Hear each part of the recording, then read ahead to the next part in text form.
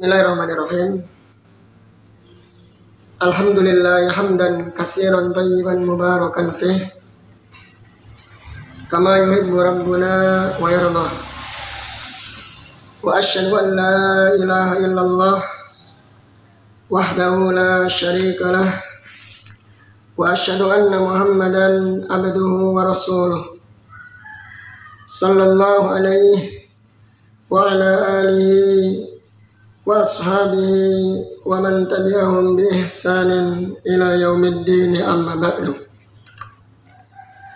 Para ikhwah sekalian rahimani wa rahimakumullah. Alhamdulillah, di pagi hari ini kita senantiasa memuji Allah Azza wa Jalla atas segala nikmat karunia yang Allah berikan kepada kita, sehingga kita bisa bersama-sama untuk duduk di majelis ini.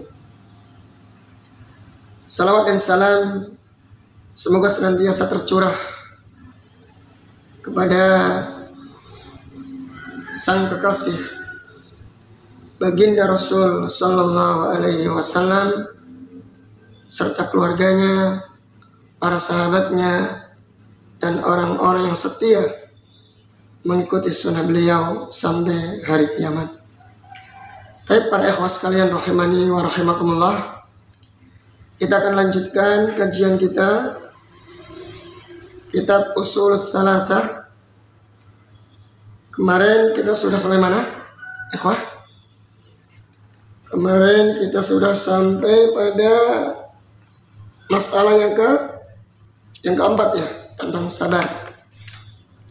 Kemudian juga kemarin Syekh menjelaskan kenapa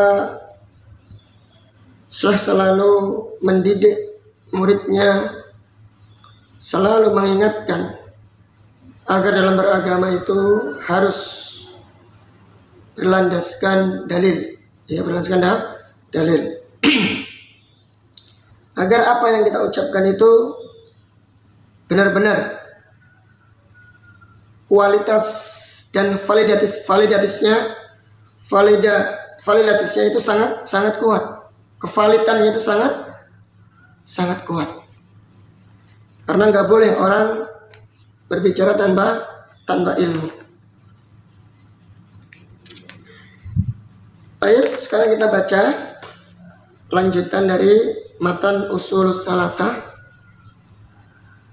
Qala Syekh atau qala al-muallif rahimallahu ta'ala, qala Syafi'i rahimallahu, law ma anzalallahu hujjatan ala khalqihi illa hadhihi surah lakafathum. Berkata Imam Syafi'i, nama beliau Abu Abdullah Muhammad bin Idris, ya, Asy-Syafi'i. Syafi'i ini diambil dari nama kakek atau buyut beliau yang keempat.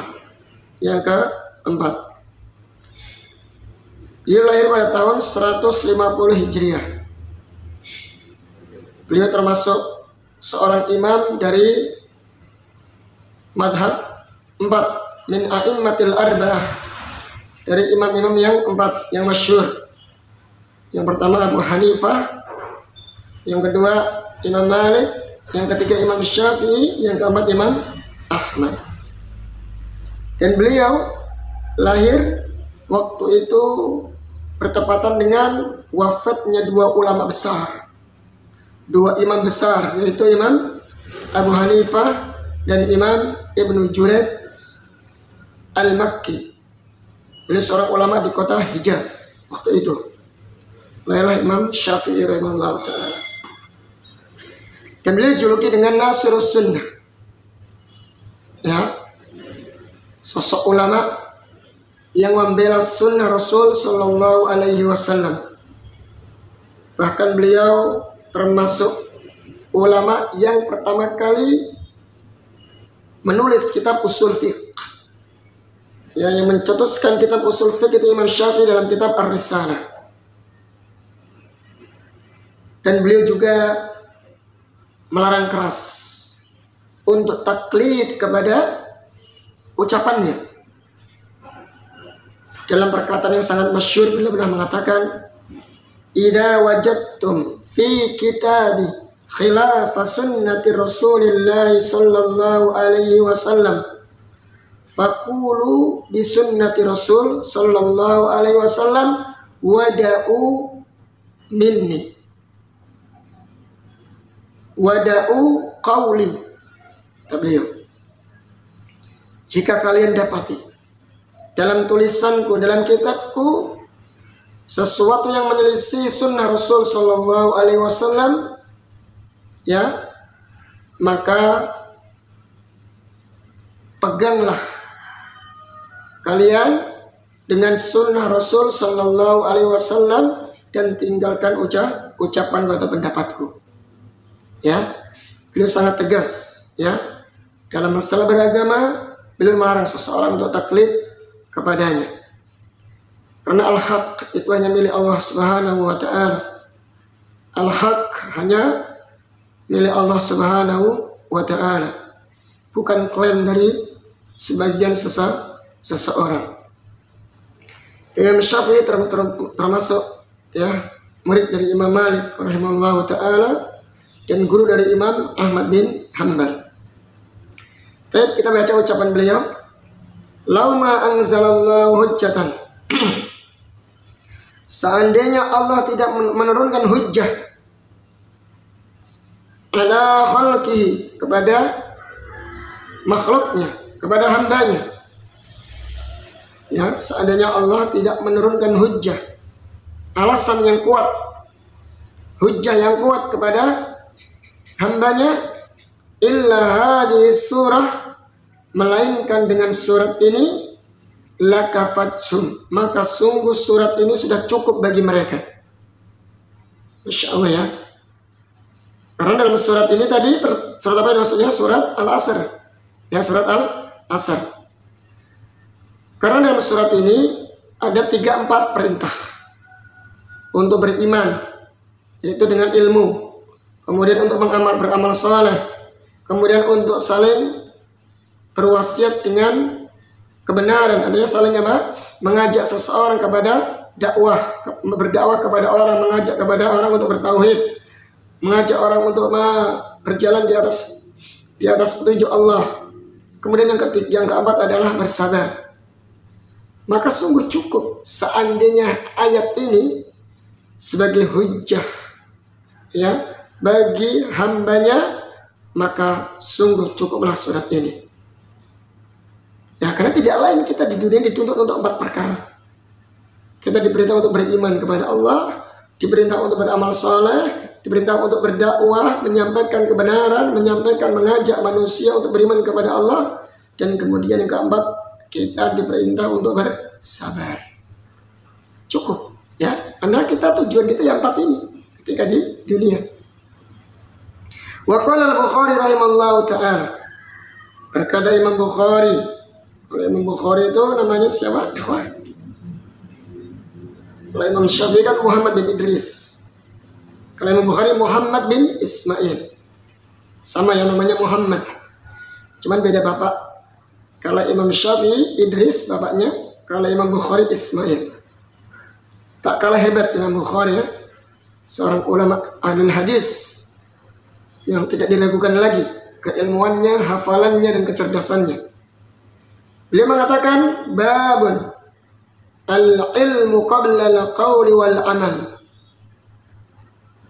Dalam bab, ya, dalam Sahih Bukhari, beliau memberikan sebuah bab, judul, ya, karena dalam setiap hadis-hadis itu beliau susun bab al-jihad, babul kitabul wahyu, macam-macam, ya. Nah, dalam babnya itu beliau menulis bab khusus al-ilmu qabla al-qaul wal amal, yang diberi judul berilmu terlebih dahulu sebelum berucap dan beramal. Nah, ini, ya. Jadi coba kita perhatikan tadi, ya. Syekh Muhammad bin Abdul Wahab rahimahullah ta'ala, setelah menjelaskan 4 masalah tentang ilmu, amal, dakwah, dan sabar, kemudian beliau datangkan dengan dalil surat Al-Asr. Kemudian beliau bawakan untuk menguatkan lagi, beliau bawakan ucapan dari Imam Syafi'i rahimahullahu ta'ala. Kemudian beliau juga bawakan dengan ucapan Imam Bukhari rahimahullahu ta'ala. Luar biasa ya. Semua pernyataan empat ini berlandaskan dalil dan dikuatkan dengan pendapat ucapan para ulama-ulama besar. Ya, Imam Syafi'i nggak diragukan keilmuannya. Bahkan di Indonesia ini, ya, banyak yang mengaku bermadzhab Syafi'i, bahkan mengaku mereka adalah pengikut Syafi'i. Ya. Kemudian juga Imam Bukhari. Siapa yang nggak kenal Imam Bukhari? Ya, sebuah kitab yang sangat masyhur, Sahih Bukhari. Sampai di kolong manapun kitab tersebut akan diakui dan akan dikenal di seluruh penjuru dunia. Baik, ya. Jadi seorang lagi Imam Bukhari membuat bab dalam kitabnya Al-Ilmu Qabla Al-Qawli Wal Amal. Berilmu dulu, berilmu sebelum berucap dan beramal. Karena kemarin sudah kita sebutkan ya, bahaya seseorang berucap atau beramal tanpa ilmu, sumber kesesatan, sumber penyimpangan, ya, termasuk lancang atas nama Allah karena bicara tanpa ilmu, ya, akibat tanpa ilmu. Dan ikhwas kalian rahimani wa rahimakumullah, Imam Bukhari rahimahullah ta'ala ketika menyusun sebuah kitab Sahih Bukhari, kemudian memberikan judul, ya, dalam kitabnya tersebut, setiap bab per babnya itu beliau tidak sembarangan. Dikisahkan bahwasanya sebelum beliau menulis hadis tersebut dan diletakkan di bab yang mana, di pembahasan mana, beliau istikharah dulu. Beliau mandi, kemudian beliau berwudu, lantas beliau istikharah, meminta petunjuk kepada Allah Subhanahu wa ta'ala agar diberikan taufik dalam penulisan Sahih Bukhari tersebut. Setiap perbab itu dipikir, bahkan minta pertolongan kepada Allah, istikharah dulu, ya, sehingga benar-benar, ya, dipikirkan matang-matang. Hadis ini layak diletakkan di bab mana, kalau hadis ini di bab mana, begitu, ya. Ya, kalau kita kan, kalau istikharah kita kan mau cari jodoh, ya, atau kamu mau nikah baru istikharah. Kalau nggak nikah ya nggak istikharah. Lihat Imam Bukhari menunjukkan bahwasanya beliau seorang imam yang senantiasa minta kepada Allah Subhanahu wa ta'ala, butuh pertolongan Allah Subhanahu wa ta'ala. Bahkan dalam tulisan beliau minta tolong kepada Allah dalam penyusunannya. Yes, wad dalilu qawluhu ta'ala, dan dalilnya firman Allah Ta'ala, fa'lam annahu la ilaha illallah.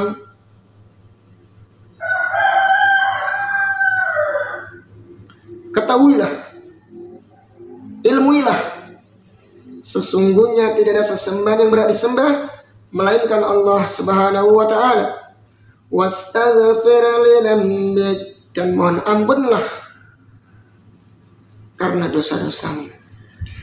Walil mu'minina wal mu'minat, dan mohonkanlah ampun untuk segenap kaum mukminin, laki-laki, wal mu'minat, dan kaum mukminat, kaum mukmin yang perempuan. Dalil ini Allah Subhanahu wa ta'ala perintahkan seseorang untuk berilmu terlebih dahulu. Fa'lam, ilmuilah. Apa itu? La ilaha illallah. Ilmuilah tentang tauhid la ilaha illallah. Pelajarilah tentang ilmu tauhid yang benar, akan kedudukan Allah, mengagungkan Allah. Itu yang pertama kali, ya. Nah, setelah itu mintalah ampun kepada Allah. Karena seseorang ketika berilmu, ya, beramal, mungkin ada yang keliru, ada yang salah, maka jangan lupa terus minta ampun kepada Allah Subhanahu wa ta'ala atas kekeliruan dan kesalahan, ya, dalam mengamalkan ilmu tersebut. Dan mohonkan ampunlah juga untuk kaum mukminin dan mukminat. Kemudian di sini kata beliau, Wa bada'a bil ilmi qabla al-qawli wal amal. Dalam ayat ini Allah Subhanahu wa taala memulai dengan ilmu, perintah untuk berilmu terlebih dahulu sebelum berucap dan beramal. Ya. Jadi Masya Allah ya, sangat kuat sekali argumennya. Dalil surat Al-Asr ditopang dengan pendapat, dikuatkan dengan ucapan Imam Syafi'i, dikuatkan dengan ucapan Imam Bukhari, bahkan surat ini Muhammad ya, surat Muhammad fa'lam annahu la ilaha illa wastaghfir li dzambi. Ini beliau ingin mengajarkan kepada kita semuanya bahwasanya dalam beragama, dalam berucap apapun harus berlandaskan dalil. Baik. Sekarang kita baca penjelasannya dari Syekh Haisam. Wa maqsuduhu rahimallahu anna hadhihi surah wahdaha takfi li qiyamil hujjati 'alal khalqi liyata'allamu wa ya'malu wa yad'u wa yasbiru. Ini kata Syekh Haisam, maksud dari ucapan Imam Syafi'i rahimallahu ta'ala, sesungguhnya surat ini saja cukup untuk menegakkan hujjah kepada hamba Allah agar mereka belajar, kewajiban untuk belajar, agar mereka berkewajiban untuk mengamalkan dari ilmu yang telah dia pelajari. Dan di sini juga ada perintah agar dia mendakwahkan, mengajak manusia untuk menyembah Allah, mengingatkan manusia dari penyimpangan-penyimpangan. Wa yasbiru, kemudian perintah juga untuk bersabar. Subhanallah. Jadi surat Al-Asr ini saja sudah cukup menjadi hujjah bagi seluruh manusia.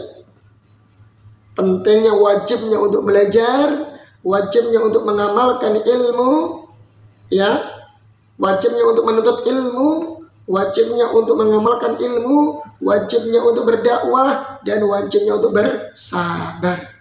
Cukup dari surat Al-Asr. Karena itu yang kita diperintahkan ketika di dunia. Ya, semua amaliyah kita ketika kita beriman kepada Allah Subhanahu wa taala nggak lepas dari ini. Bagaimana kita akan beriman kepada Allah kalau kita tanpa ilmu? Maka wajib kita belajar. Ilmu dikatakan bermanfaat kapan? Tidak sekedar hanya belajar, kemudian berilmu. Tapi apa? Ada perintah untuk mengamalkan ilmu. Seseorang dilarang, ya, berilmu tapi tidak diamalkan. Sudah kita jelaskan sebelumnya. Seperti orang-orang Yahudi terlaknat. Kenapa? Karena mereka punya ilmu tapi tidak diamalkan.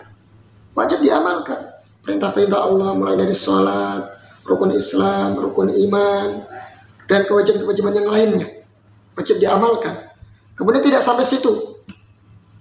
Jangan egois, ya. Jangan mau masuk surga sendiri. Tapi ajak dong orang lain, berdakwah kepada orang lain, ajak mereka dalam kebaikan, ajak mereka untuk mentaati perintah Allah, ajak mereka untuk meninggalkan larangan Allah, ya. Ajak mereka untuk mentauhidkan Allah, meninggalkan kesyirikan, meninggalkan bid'ah, meninggalkan maksiat. Biar sama-sama ayo kita bareng-bareng menegakkan agama Allah. Kemudian yang keempat, bersabar.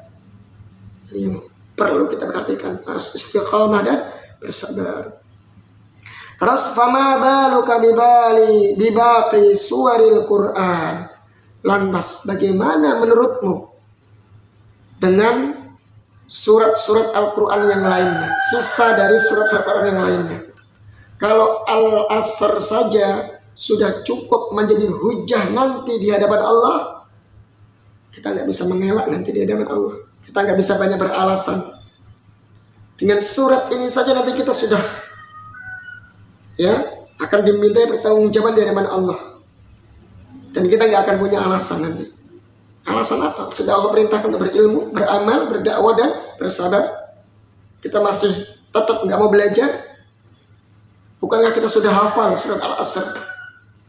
Ya, dari kecil kita diajarkan Al-Asr, di TPA bahkan. Lantas bagaimana dengan surat-surat yang lainnya? Kalau Al-Asr saja sudah cukup menjadi hujah nanti di hadapan Allah, ya, kepada hambanya. Lantas bagaimana dengan surat-surat yang lainnya? Fal Qur'anu kulluhu hujjajun. Maka Al-Quran itu semuanya hujjah. Hujjah. Maka jangan sampai Quran ini menjadi bumerang ya bagi kita semuanya. Senjata makan tuan kalau bahasa kitanya ya. Sudah kita pelajari namun tidak kita amalkan, menjadi bumerang bagi kita, bumerang. Senjata makan tuan bagi kita. Wal Qur'anu hujjatun laka au alaik, kata Rasulullah SAW. Bisa jadi Al-Quran itu hujjah untukmu, sebagai hujjah, pembela, ya, penolong bagimu, atau sebaliknya menjadi apa? Bumerang bagi kamu. Ya. Kemudian kata syarah di sini, syarahnya, bahwa Amirul Mukminin fil hadis kitabahu Sahih al-Bukhari. Jadi Amirul Mukminin, pendekarnya nih ya, panglimanya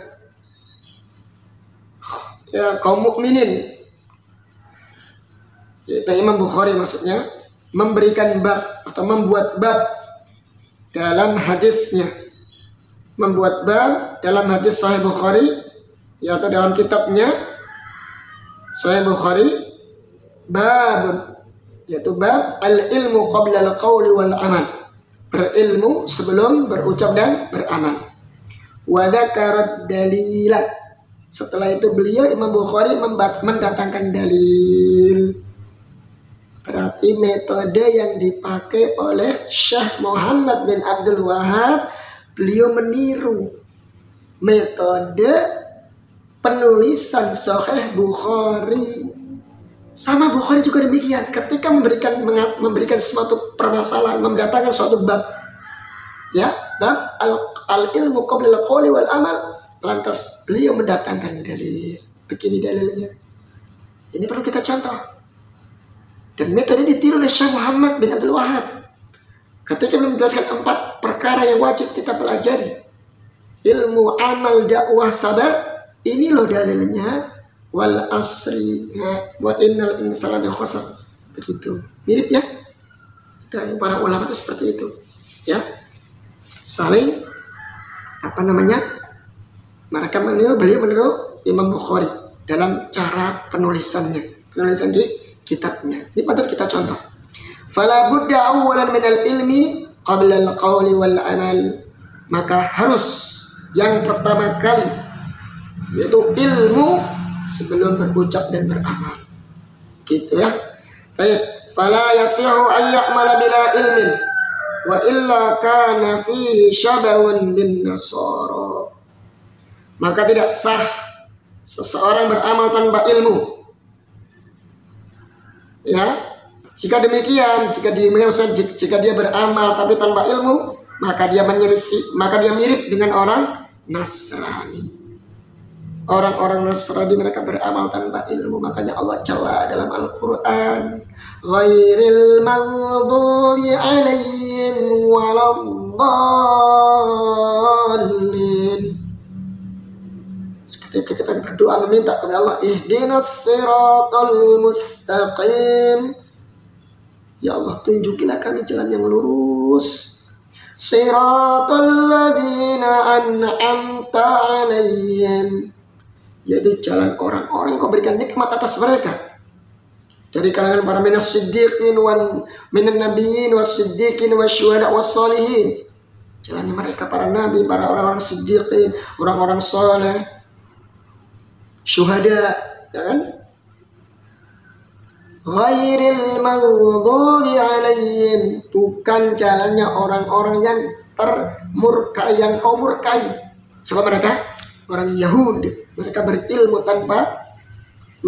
tapi tidak diamalkan. Orang Yahudi itu orang-orang hebat, orang-orang cerdas. Ya, Allah berikan banyak kelebihan kepada mereka, namun ketika mereka tidak bersyukur dengan hidayah yang Allah berikan kepada mereka, Allah cabut nikmat hidayah ilmu tersebut, Allah berikan kepada orang Arab, yaitu Muhammad sallallahu alaihi wasallam.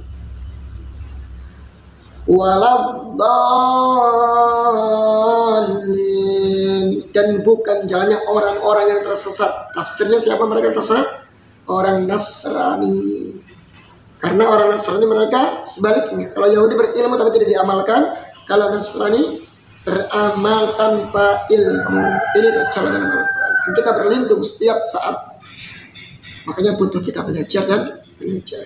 Mungkin demikian yang bisa disampaikan. Semoga bermanfaat. Subhanakallahumma wa bihamdik asyhadu an la ilaha illa anta astaghfiruka wa atubu ilaik. Wassalamualaikum warahmatullahi wabarakatuh.